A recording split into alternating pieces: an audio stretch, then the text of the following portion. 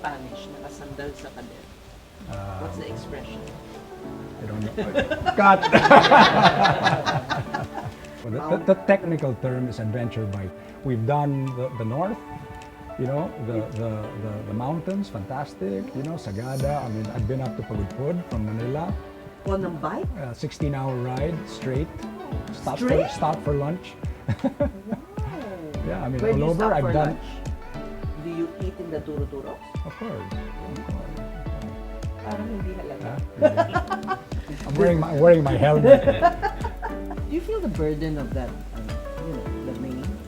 You have two very prestigious bloodlines. Mabigat. Revenge travel is real as nations around the world inch their way out of the COVID-19 pandemic. Tourism and hospitality sectors are in full swing after 2 years of lockdown. I'm Ces Oreña Drilon. Join me as I witness how hotels and resorts give eager guests the VIP treatment in this episode featuring real estate developer turned hospitality magnate Santi Elizalde, President and CEO of Roxaco Land and Anya Hospitality Group, behind the luxury Anya Resort. Only here in Usapang, Bilyonaryo.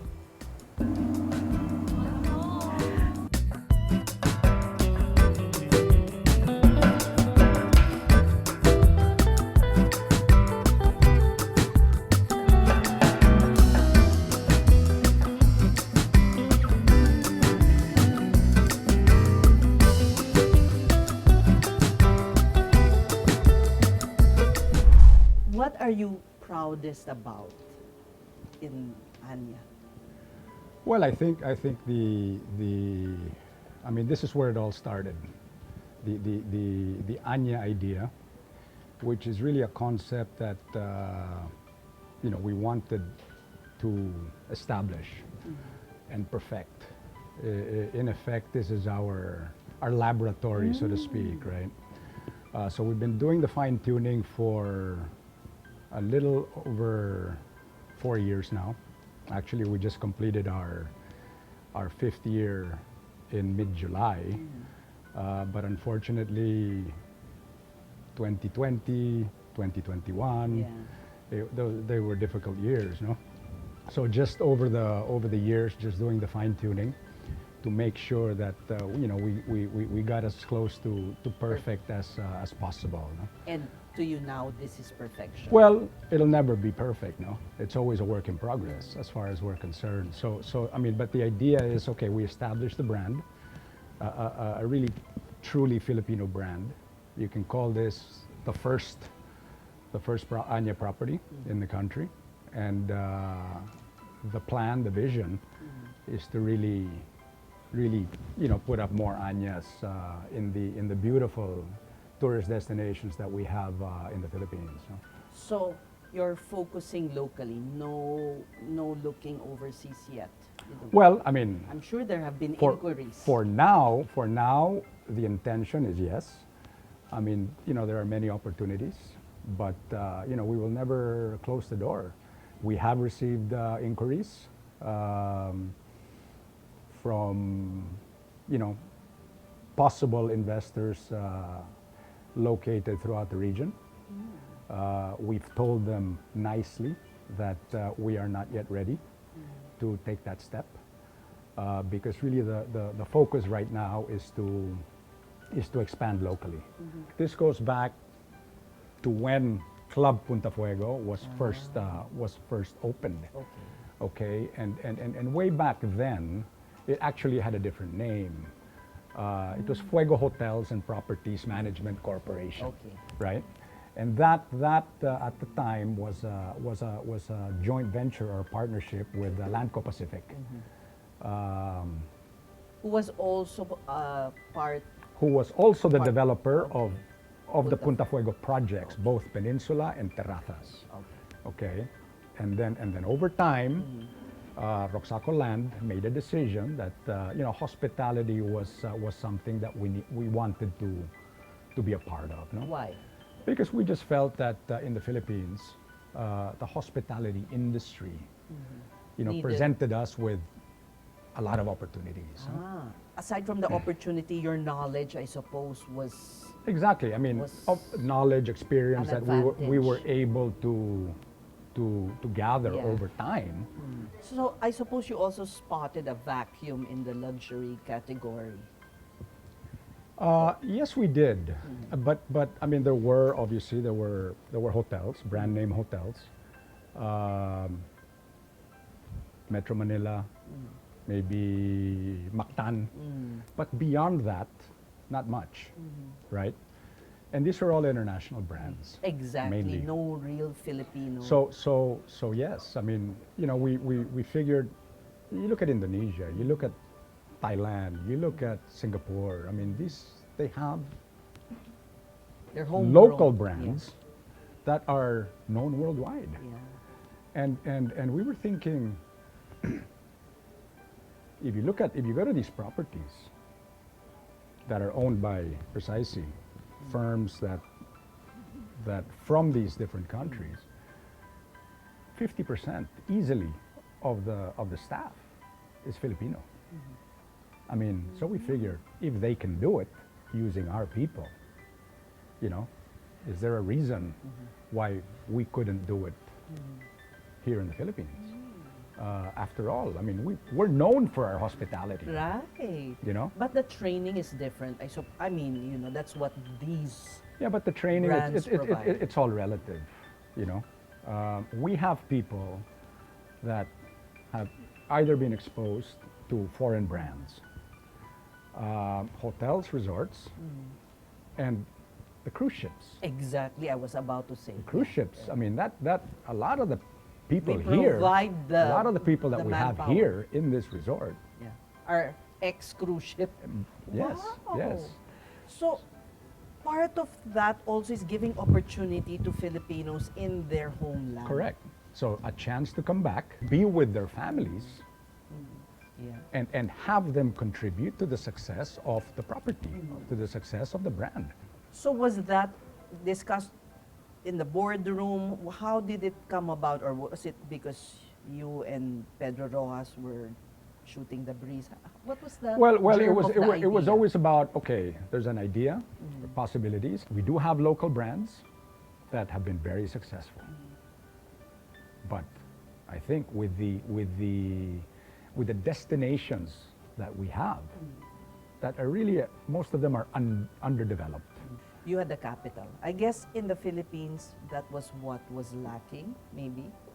The capitalization or the... I wouldn't say that. It's about recognizing the standards. You know, No challenging cutting court, no challenging cutting yourself to be corners, able to come up with a property that whose services meet those standards, right? Is that what led to you buying out Landco? No. Well, it was What was the it was a differ- combination of Landco wanting to divest because obviously they were going into a had been different exactly direction. more property development rather than hospitality, Right. and us wanting to move forward with hospitality. But then that meant shelling out more money. I mean, you had to buy them out. Well, I mean, you know, we're friends. We were partners. Okay. I mean, there are ways of working things out. No? So, I mean, it wasn't a Like a it one-time wasn't a big time. deal for us. I mean, because I mean, we were able to come to an agreement on how it was going to be done. But remember, it was not about us buying an asset. It was about us buying a management company. Right. So obviously, you know, it's a lot different than going out and It saying, wasn't- I wanna buy your hotel. Okay. It wasn't that expensive, This in other words. they're consultancy services that Yeah, that AHG provides, right? But how did you get the know-how? I mean, you were in a different territory. It was really more property management, right? Although managing of a club is very different from... Yeah, but also at the time we had a number of smaller properties under management. I mean, once upon a time, Fuego actually was the manager of the Alvista Hotel for the SM Group. We were actually involved in the planning of their new wing, the renovation. I mean, that was Fuego Hotels was the group that was overseeing that. So you already had that Yeah. experience. You were And obviously we had experienced people on board. No? So when you think about it, you had, you were able to hire Filipinos who already had that solid experience serving people. So how many staff do you have here? Right now we have a total of I think it's about 100 more or less, and these 100 people, I mean, they do everything. I mean, obviously you have landscaping, you have rooms, you have, and the great thing about it is, and it says something about how we run things, is that people who have left in the past because they've had other offers, whether back on cruise ships or when the casinos opened, so they moved. We lost a lot of good people, but you know what's happened recently? They've all come back. I heard you're very hands-on. You come here. How often do you come to visit? Maybe twice a month, maybe. Well, we have our regular operations, our monthly meetings. So definitely we're all here. And aside from that, I tend to want to come and spend the night, just to sort of be on top of what's going on. No? And see And to make sure that nothing is slipping. Exactly, exactly. I mean, that's very important. Wow, I'd like to have that kind of job. I'm not complaining. But you've gone through so many challenges. There was first the Taal explosion. January 15, 2020. So March 15, 2020 was COVID, right? Right. When Taal erupted, the property was a disaster. So what did you learn from that experience? The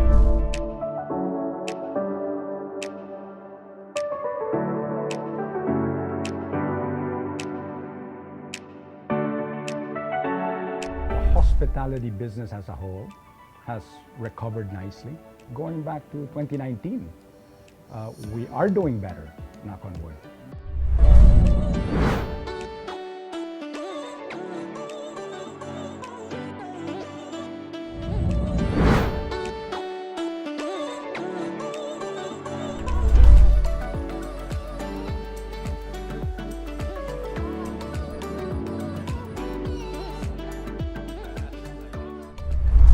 So what did you learn from that experience? What did we learn? Yeah. I think first and foremost, be calm, you know, because and you had to focus on what needed to be done to get past the situation, no? The difficult situation, and really use that time to put your plans together on what you would have to do, what you will have to do to get yourself out of this hole at the soonest possible time, right? Leadership would have had been very important. I mean, what you would communicate to your people, Correct. even non-verbally. And it's very easy to say, okay, guys, be patient.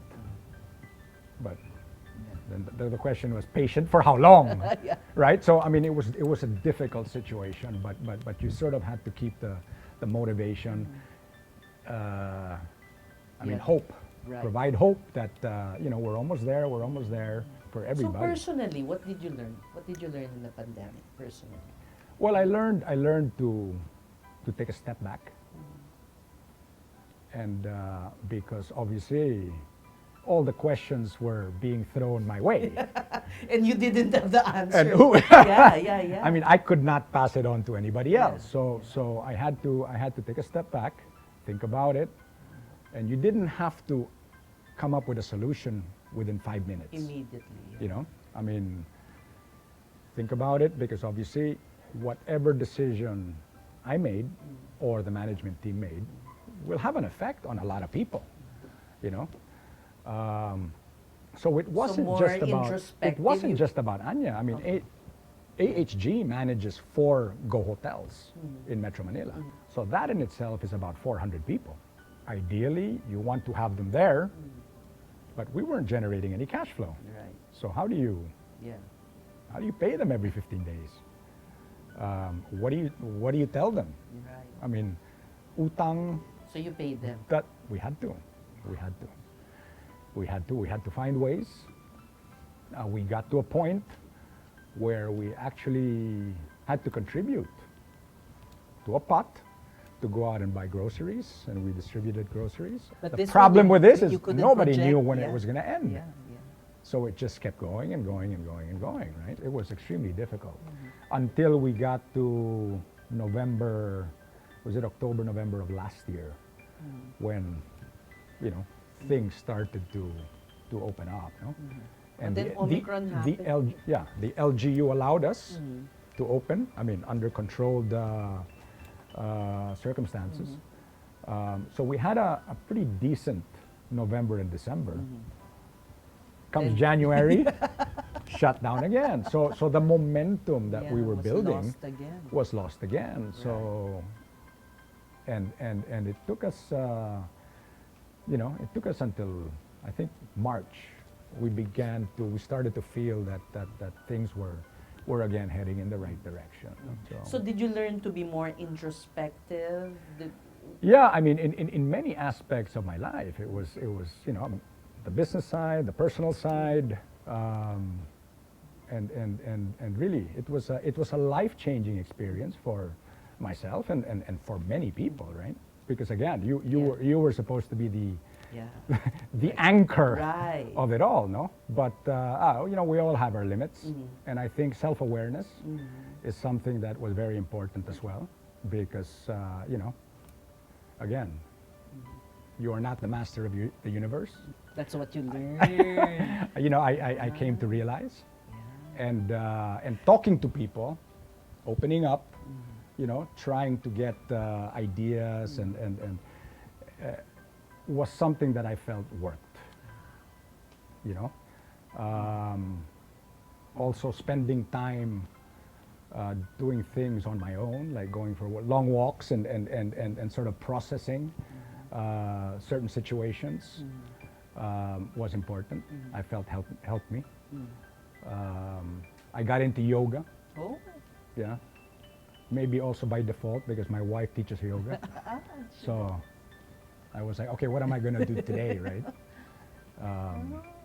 So it So made that helped. it made you a better person, I'm sure. Why are you smiling? Maybe it did. Yeah, I feel better. So that might be an accurate statement. But I do understand that you've managed to post growth already in all the properties that you manage. Yes, we have. The hospitality business as a whole has recovered nicely. To pre-pandemic levels To or even pre-pandemic. past? Some I say Well, even- pre-pandemic, definitely versus pandemic, the pandemic years. Anya has been nominated for an award by the World Luxury Awards, Hotels. correct. Luxury Awards. Correct.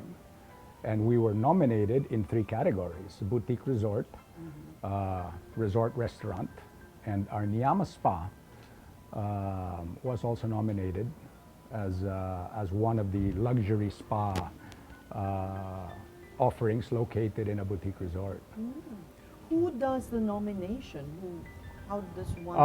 Well, get the nominated? nomination is So how does one land? well, the it's just nomination? popularity. There are number of nominees. You have guests voting. We send out the link to our database, and it's really up to them to nominate and then eventually vote if they desire to do so. And on the first year, you were already a member of the very elite Small luxury hotels. Tell Correct. us how do you apply for that? I suppose there's a rigorous. Well, we process. the way it works is we communicate with SLH, Small Luxury Resorts, to tell them that we would be interested in being part of the network of properties, boutique properties that are under their umbrella. No? But once we inform them of our intention, then obviously they send a team over here. And it's a rigorous process that one would have to go through. And there are only, is it 3 or 4 in the Philippines that are a member? Locally, that are three. members? Locally, Three that have qualified to become part of SLH. What are the benefits? I guess the fact that there's that seal of approval plus the network. Yeah, definitely the network, and really, I mean, it's you become part of a worldwide network of small luxury hotel properties, no? That are being constantly promoted to that particular market that they target. Right. So already you were on the right track. I mean, early on.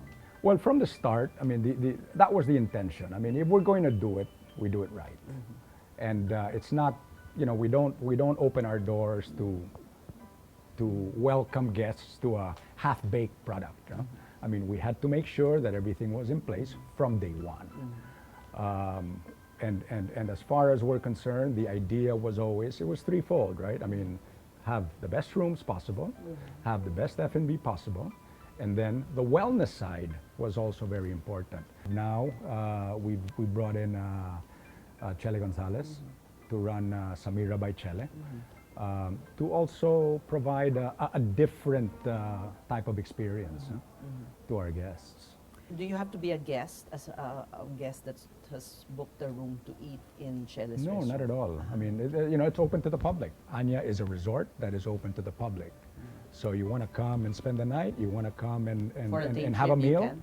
Oh, sure. What's the target? How many Anya properties, let's say in 5 years, will there be? Oh, we around? don't know. I mean, we don't have a specific number. It's really all about the opportunity and who wants to partner with us. No proof of This concept. is your calling card. Exactly. If you want to call it that. So, you know, if you're interested, come over. You know, we'll invite you to spend a weekend so you can experience what we can do for you. But is there a second one in the works? We are talking to prospective partners. I mean, beautiful destinations, whether it's Palawan, whether it's even up Mountain Province, you know. I understand you're from Baguio. Yes. I did my research also. But that's already so crowded. Yeah, but not Baguio, but you have Kalinga, Banawe. Banawe. You have Sagada. There's nothing exactly. If you put something like this there, I mean, maybe not necessarily as big. I mean, those are beautiful areas. And the opportunity to visit those destinations and stay in a property with this standard, that's, I mean, I don't think that's being offered right now, right in the north. I don't think so. Yeah. And you have to take into account, we're not trying to fill up 500 rooms here. Right now we have 80 rooms. Okay? We're now constructing another block of another 8 rooms. So we're going to go from 80 to 88 rooms. We'll have that by the middle of next year. So these are small properties. You know, if you can't fill up 80 rooms being in the hospitality business, then, you know, it may not be for you, Yeah. right? Did you picture yourself being in the hospitality business when you, long ago? I mean, you've been in so many sectors.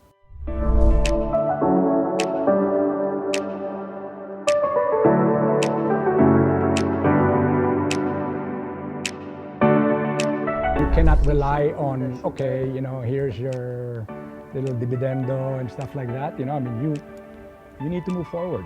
You need to prove yourself.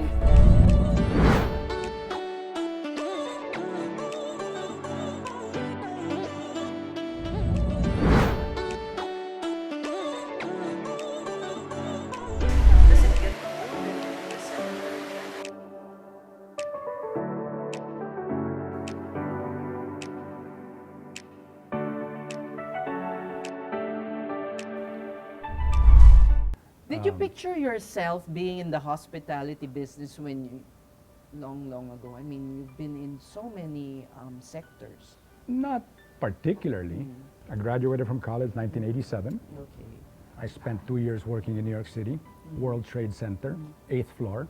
After my 2-year stint, I came back here, and I got. You really had to come back? No, I mean, not was it the- necessarily. I mean, I could have stayed there, but I also knew personally that sooner or later I was going to end up coming back to the Philippines, right?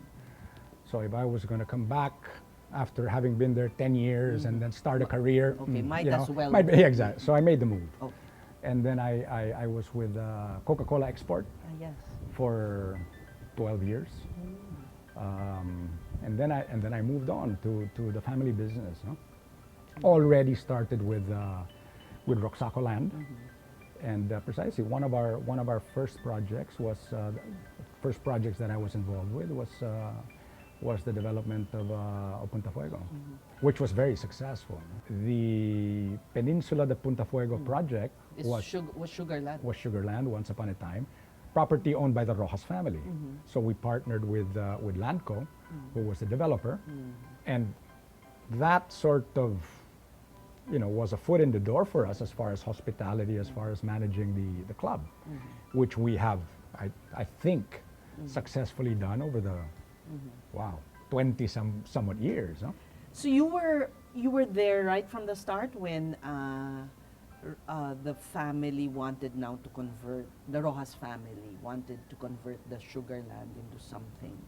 You were Yes, I mean, obviously, the family had to make a decision. This was a beautiful piece of property, and it was really about when it was going to be developed. So when the time was right. Exactly. So the timing at the time was right. The Makati used to be a rice plantation, Yeah. which was, I mean, that's what the Thobels had. That and also the Calatagan area, no? And the bank, I guess. So Rojas was Nasubu, and Sorianos ended up with land in Laguna, Calauan. And the beer making. Well, not necessarily. I mean, that was really just That was really that was there. the family, and the Rojases were part of that San Miguel as well. So there was a division. Exactly. Of the I mean, it was just interest. shareholders, right? Right. So And then things have just later on, evolved, no? sugar suddenly, I mean, the price dropped. The sugar industry was obviously a healthy industry. Let's call it that. And it remains to be. I mean, if you're a planter, then it's still very lucrative. If you're a miller, then you have good years and you have not so good years, right? But for the most part, they're good years, right? But it's very cyclical. Right? I mean, any agri Yeah. business is cyclical, right? I mean, you're obviously totally dependent on the weather and the world market as far as sugar is concerned, Demand because as of well, the yeah. biggest prices and It's get very affected. volatile in a way. Exactly. So like I said, I mean, good You years, really, bad years, yeah. you have to look at doing more with the land. Yes, correct. Yeah. And then obviously we had Don Pedro, which was my great grandfather. The mill was named after him. The value of real estate in Nasubu has gone up. So I mean, it's also difficult to continue convincing farmers, planters to continue planting cane, right? Pedro is your uncle, right? Correct. My mother's a Rojas, Sige, but- first cousin of Pedro. Ah. Okay. They're my grandfather and his father are brothers. Okay. So very close. Oh yeah. You grew up together. Yes, we did, and it wasn't a big family, so very tight, you know. And I've always gotten along well with Pedro. Once upon a time, well, his brother Eduardo, who passed away some years ago, made the first phone call and said, "Hey, would you be interested in joining us?" Huh? Oh, And, he recruited you. And one thing led to another, right? But And the rest is history, right? I'm still here. But your family doesn't own any interest in the land. Well, Or a it little? does. It It does. does. Through the holding Through the- company. Rojas and Company, which is a listed Because Philippine Stock Exchange listed company, right? So everything falls your under mother that. as a Rojas Correct. Correct. would own the shares in the holding Exactly. company. So when Eduardo broached the idea to you, there was no doubt in your mind about. Well, I had to sort of take a, it was, it was like, okay, so, okay, I mean, I'm interested.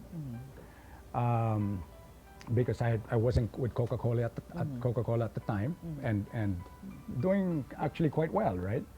I had just gotten back from a 6-month training session for future executives within the Coca-Cola company. I was in Atlanta, I was in Spain, I was in Buenos Aires. They as part of a group made up, we were So you're about 16 individuals from different countries all over the world. So your career track was Yeah, and then pretty they much wanted set. to, I came back, they wanted to send me to Jakarta, right? And I said, okay, Jakarta. And the guy says, well, soft drinks in Jakarta, the industry is very small. So there's only one way to go, right? You put up a Coca-Cola You'd have billboard been and you own the country, right? You have been CEO Coca-Cola Jakarta.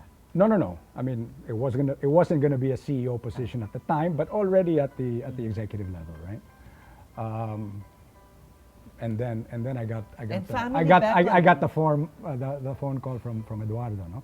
Because I was still sort of thinking about, should I do the Indonesia, should I make the move or not, no? And I saw the opportunities in the Rojas Group, right? Specifically for what the plans were in relation to the real estate projects, right? So I've been there, almost 20 years. Wow. Yeah. Yeah. But when you work with family, sometimes it can be a bit tricky because you grow up together. It's about respect. I mean, keep the communications lines clear. I mean, you don't want there to be any doubt on. I mean, if I disagree with something, then I'll tell you that I disagree with it. You're saying it as Exactly. as your- Exactly. in So your there's position no, as- there's no. Walang personalan. Exactly. I mean, that's the bottom line. And the thing is, we Do you both. speak Tagalog? Yes, of course. We both sit Okay. on the Rojas board, the RCI board. So a lot of the business decisions are made at the board level anyways, right? And these are, plans, programs, projects that are presented to the board for approval. And so if you have a problem with what I'm presenting, then let's talk about it, right? Are there more land owned by Rojas and Company Sure. that need that? Oh, really? Sure. I mean, That still need to be. most of our land bank is in Nasubu, Batangas. Okay, there's still more. Yeah, I mean, over 2,000 hectares. Wow. So, I mean, there are a lot of possibilities, and as Metro Manila grows, Yeah. most of the growth of Metro Manila is on the south. So you're going from into Cavite. Cavite is already, Yeah. I mean, borders Nasubu. Yeah. So it's coming our way, and so we need to prepare for that. This location, how did you go about it? Like, you couldn't do it in land owned by the Rojas family. Initially, we were looking at Palawan. I mean, I traveled from Busuanga Oh, you did? down to the south of Palawan, just looking for that All the for way that to Balabac? perfect property. But you didn't find it. But again, what was important, we felt that if you're going to introduce the brand, first and foremost, you wanted people to try the brand, to appreciate the brand, appreciate the services. So that, accessibility. Exactly. So yes, accessibility was So you important. had to look for a Metro place. Manila was our market, Okay. right? And you know how small Metro Manila can be. The word of mouth was very important as well, right? So you scaled back your We scaled back vision. and we said, okay, let's sort of focus our efforts in areas that were within about an hour and a half drive away from Metro Manila. We have a phase 3 coming up. Wow. So how big now is the whole This is right spread? now 7 hectares. We're going to take it up to about 9 hectares because phase 3 will be villas, 2-bedroom villas with their own plunge pool, very private. It'll be called the Anya Villas, and just form part of the community. So that's how it started. You know, I mean, it was just a personal friend introduced, said, you know, what about this? And I came over here And did you to instantly meet with his mother. Yeah, did and you it feel- was I was just impressed at the property and what she had done with it, as far as the landscaping and all of that. So a lot of some of the landscaping still exists? of Yes, the- definitely, especially phase 1. Ah, really? For the open lots. Oh, we are in phase 2? This is the resort is part of phase 2. Ah, you mean phase 1 was... The open lots. Open What's- lots. We sold lots. Oh, I 450 sold square meter average size, and we have people that live here now full time. And then you have access to all this? Exactly. This is your clubhouse, How so to many speak. lots Right? are there? 54 lots. And all fully sold, of Oh, course. yeah, way I mean, back. Crazy. Yeah. So that was the original plan, That not was the it. resort. Well, we master planned the property, and the resort. This area was set aside for a resort that was going to be put up in the future, right? But given the popularity of phase 1, we You said, had hey, to I mean, let's ramp up. let's move this forward, no? No actual location yet that's set in stone for the second Anya property. No, not yet. Like I said, I mean, we have options. Another possibility is to have an urban resort, you know, an Anya resort tucked into a residential building somewhere in Makati, whether it's BGC, whether it's Rockwell, whether it's whatever. I mean, that would be nice as well. I mean, these are concepts that are now becoming very popular in all over the world. You play polo? You like motorcycles? I did play polo. Are you I retired when I turned 50. Why? Too dangerous. You know, I mean, aches and pains, right? Ah, It's a and- dangerous sport too. Yeah. Huh? So you really just turned your back on it. Well, yes. And I said, Wow. okay, I'm done. You have to know when Your to wife, stop. you made your wife very happy, I'm sure. And I became a referee, a polo referee, Really? right? So, which was not the easiest thing to do, right? Because you have to rule against your A lot of friends. hotheads from all over the, you know, I mean, but obviously I had a relationship with these guys, and it was a good group, right? It was a good group. So I did that, and then it's a after I mechanical stopped horse. riding horses, I got into motorcycling, right? And Equally that's what keeps me dangerous. busy nowadays. My sons have gotten into motorcycling, and So what So we kind of go- it? Is it well, off-road or the mount- I don't- technical term is adventure biking. Okay. That's what you do. Yeah. Now I know that's why there's an Anya camping something in the works. Has nothing to do with. Well, we've done the north, you know, the mountains, fantastic. You know, Sagada. I mean, I've been up to Pagudpud from Manila, On a bike? 16-hour ride straight. Oh, Stop for lunch. Wow. Yeah, I mean, Where do all you over. stop I've for done. lunch? Do you eat in the turuturos? Of course, of course, of course. Parang hindi halata. Huh? Really? I'm wearing my helmet. But and then we've been from Manila to Negros. Wow. What, you get on a Roro? Yeah. From Batangas City to Mindoro, from Mindoro Amazing. to Boracay. It helps because I mean, Yeah, you see you know, the- going to, let's say, a Palawan, for example. I mean, how do you see Palawan? The best way to see Palawan is on a motorcycle, Yeah. right? Because it's just, you can stop anywhere, you can get off your bike and sort of experience the Exactly. destination. It's easy to become entitled. I can't So, complain, yeah. sure. But, you know, do you fall into the trap? Do you do something about it and say, okay, yeah, okay. I mean, I'm not complaining. Don't get me wrong. Yeah. I had a fantastic, you know, I mean, my younger years were excellent. But it's all about, with me, it's all about, I want to have an even better future, you know, and I always talk about, okay, milestones and goals, and, you know, I mean, when I get to the age of 55, when I get to the age of 60, when I, you know, I mean, what am I going to do? Where am I going to be? You have 3 children, right? 3 children.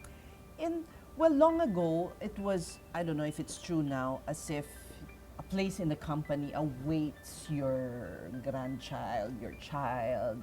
Is that the same for your children? Will you pass Well, on? Well, I mean, there are 2 sides to this, right? I mean, one is the Rojas side, and the other one is my father's side, the Elizalde Elizalde side, you know? exactly. And we're also You into, bear all these. we're into sugar Okay. on my dad's side, right? We have our hacienda. The farm is in Negros. So, you know, I've been on both sides of the sugar industry for many years, right? We're also into retail on my father's side. One of my brothers oversees that business. As far as my children are concerned, you know, I was brought up as a professional. Okay, you have to be a professional. You have to be able to stand alone. You can't rely on You cannot rely in on, the sugar. okay, you know, here's your little dividendo and stuff like that. You know, I mean, you need to move forward. You need to prove You were yourself. raised that way. Yes.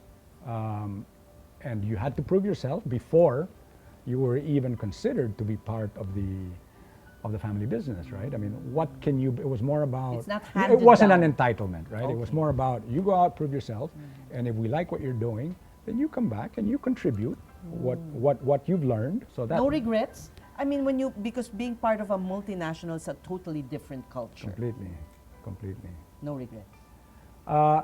No major regrets. May minor. Well, I mean, during the difficult times when I just say, okay, I mean, I wish I were just sitting back, Right, you know. Coca-Cola, Exactly. I mean, you're nakasandal ka sa pader. well, I mean, you have to do what you have to do, but How do you say that in Spanish? Nakasandal sa pader. What's the expression? I don't know. God. Do you feel the burden of that, you know, the name? You have two very prestigious bloodlines. I mean, Prestigious? every I don't know if that's the right word. mabigat. You come from, you know, 2 families rooted in Philippine history. I mean, we go back generations. Like you said, you're 4th. And Fourth in on the case both of the sides, yeah. Rojas, on both sides. Yeah. Okay. So, as you said, mabigat. So, Yeah, do you but feel but that? but but I think you know, everybody needs to do their part. And you cannot pressure yourself by saying, oh wow, you know, I mean, my great whatever, who was probably a captain of a ship somewhere in the world, you know, I mean, we all have to do our part. And I think what's important to me, it's about, number one, the legacy I leave, and how I set up my children for the future. Hospitality is at the core of the Filipino soul, with millions of our kababayans working in the sector on foreign soil. Thank you, Roxanne. But Santi Elizalde believes it's high time to elevate the industry in our homeland through a global Filipino hotel and resort brand. I'm Ces Oreña Drilon. Thank you for joining us in Usapang Bilyonaryo. Cheers!